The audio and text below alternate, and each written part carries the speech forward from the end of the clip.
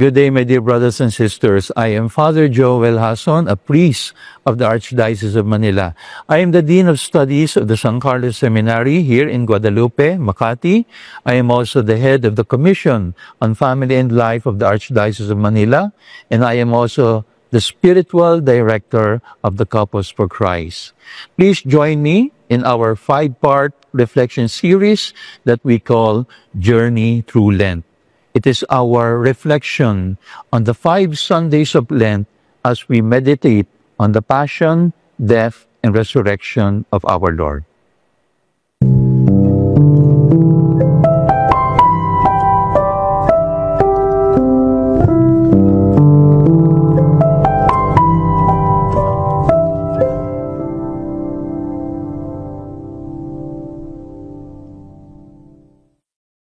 Our readings for the first Sunday of Lent brings us into the scene of the desert.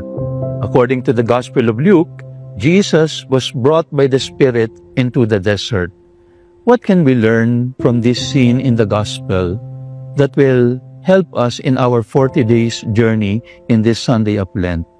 I have 4 simple suggestions. Number 1, like Jesus, let us be led by the Spirit. Let us allow the Spirit to lead us. Ang sabi ng Ebanghelyo, the Spirit of God brought Jesus into the desert. Kaya ang tanong natin ngayon, sino ang nagdadala sa akin? Sino ang nagmamaneho ng buhay ko? Is it the Spirit of God or is it the spirit of the world? I remember right now the story of a young man. He was very confused. He went to his spiritual director at ang sabi niya, Father, ang pakiramdam ko, mayroong 2 beasts fighting each other. One brings me to the good, one brings me to the bad. I wonder who among them will win. And the answer of the wise spiritual director was very simple. The one that you feed. Kung sino ang pinapakain mo, yun ang mananalo. Dahil kung sino ang pinapakain mo, yun ang mas malakas. My dear friends, if we are led by the Spirit, we have to feed our spirit also. That is why in the Gospel, when Jesus was tempted to turn the stones into bread, He said, not by bread alone does man live, but by every word that comes from the mouth of God. We need to feed ourselves with the word that comes from the mouth of God. When we do that, we will be led by the Spirit. And that brings us to our second point. And what is the second point? We need to embrace humility. God is the one who is control. We began the season of Lent by putting ashes on our forehead. Ashes come from the soil. It is a symbol of the soil by which we were created and to which we will return. It comes from the word humus. And the word humus means humility. It means soil. And so whenever we put ashes on our forehead, we are called to embrace the virtue of humility. We are not infinite. We are finite. We are not immortal. We are mortal. A time will come, tayo ay lilipas din. Kaya magandang itanong natin sa ating sarili, Panginoon, pag dumating ang panahong iyon, nawa sa iyo ako tutungo. And so, in a spirit of humility, we recognize, Lord, lead me so that when my time comes, I will always come to you. So, embrace the spirit of humility. Thirdly, we need to be nourished by the Scriptures. If you notice in the Gospel, 3 times the devil tempted the Lord, and for 3 times the devil quoted the sacred Scripture. Buti pa yung Diablo, kabisado ang banal na kasulatan. Sana tayo rin. And notice also that in the Gospel, Jesus overcame each and every temptation by quoting also the Word of God. Paano nating mapapagtagumpayan ang bawat tukso at pagsubok ng ating buhay? If we are nourished by the Scripture, if we can minister to our soul the Word of God. So sa ngayong panahon ng Kwaresma, ipangako natin sa Panginoon, I will nourish myself with reading the Word of God. And then lastly, we need to be tested by sacrifice. Jesus was brought into the desert to be tested by the devil. Ganon din tayo.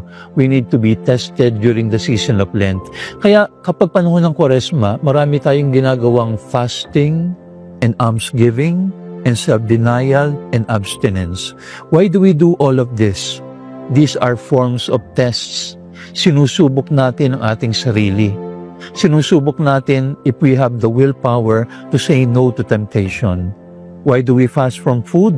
Not because food is evil, but because we recognize there is a greater kind of food that our soul should be hungering for.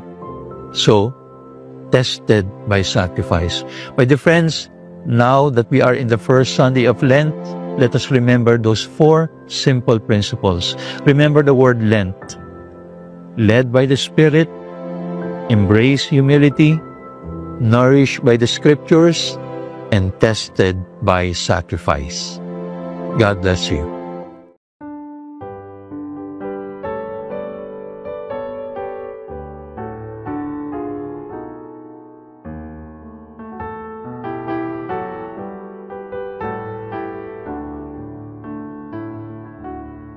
Masdan mo, Diyos, ang lingkod mo, na nagbabalik loob sa iyo. Bagamat di marapat, ay dumudulog sa iyo, upang makamta ng awa mo. Ang diwa ko'y naninimdim kung malayo sa'yo. Ang puso ko'y namimighati kung mawalay sa'yo. Kailan ko pa kaya matitikman ang awa mo? Kailan tatamuhin ang patawad mo? Kay tagal kong nalayo sa'yo, at kay raming mga taong sinaktan ko,